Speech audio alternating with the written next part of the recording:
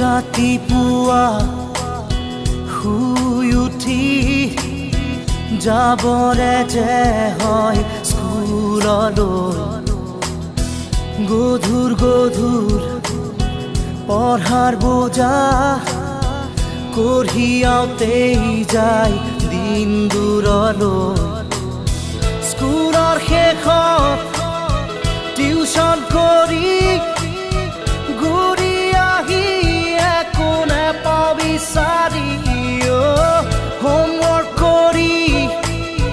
ভাগৰি